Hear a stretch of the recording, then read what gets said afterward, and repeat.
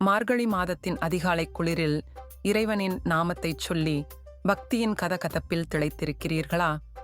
அந்த தெய்வீக அனுபவத்திற்கு நம்மை அழைத்துச் செல்லும் 2 மாணிக்கங்கள்தான் மாணிக்க வாசகர் அருளிய திருவெம்பாவையும் திருப்பள்ளி எழுச்சியும். கூடவே முருகப்பெருமானின் தத்துவமான ஸ்கந்தத்தையும் இணைத்து இதன் ஆழத்தை புரிந்து கொள்வோம் வாருங்கள்.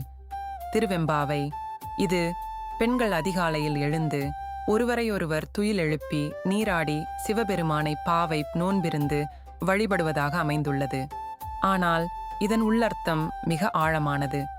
இது ஆன்மாக்கள் உலக மாயை என்ற உறக்கத்திலிருந்து விழித்துக்கொண்டு மற்ற ஆன்மாக்களையும் எழுப்பி ஞானம் என்னும் குளிர்ந்த நீரில் மூழ்கி பரம்பொருளான சிவனை அடைய வேண்டும் என்பதை குறிக்கிறது.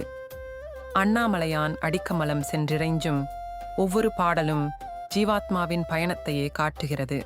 திருப்பள்ளி எழுச்சி. இது உறங்கிக் கொண்டிருக்கும் இறைவனை பெருமானே நீ எழுந்தருள வேண்டும் என்று பக்தி பரவசத்துடன் எழுப்பும் பாடல்களின் தொகுப்பு.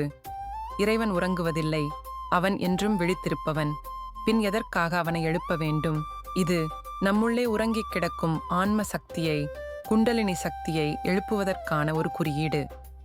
இறைவனை எழுப்புவதாக பாடுவதன் மூலம் நம் அகத்தில் உறையும் இறை சக்தியை நாம் தட்டி எழுப்புகிறோம்.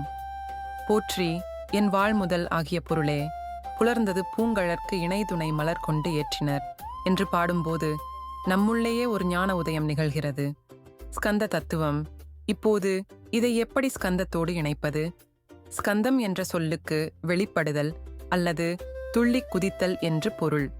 முருகப்பெருமான் சிவபெருமானின் நெற்றிக் கண்ணிலிருந்து வெளிப்பட்டவர். அதுபோல திருவெம்பாவை மற்றும் திருப்பள்ளி எழுச்சி பாராயணத்தின் மூலம் நம்முடைய அறியாமை விலகி உள்ளிருந்து ஞானம் வெளிப்படும். அந்த ஞானமே ஸ்கந்தன். உறங்கும் ஆன்மாவை தட்டி எழுப்பி திருப்பள்ளி எழுச்சி, அறியாமை எனும் அழுக்கை போக்கி ஞான நீரில் மூழ்கி திருவெம்பாவை, முடிவில் பரம்பொருளை அடையும் போது வெளிப்படும் அந்த பேரானந்த பெருக்கே ஸ்கந்த அனுபவம். ஆக இந்த மார்கழி நோன்பு என்பது வெறும் சடங்கு மட்டுமல்ல, அது நம்மை நாமே அறியும் ஒரு உன்னதமான ஆன்ம பயிற்சி. மாணிக்க வாசகரின் வரிகளை பின்பற்றி நம்முள்ளே உறையும் இறைவனை துயில் எழுப்பி ஞானத்தின் உச்சத்தை அடைவோம்.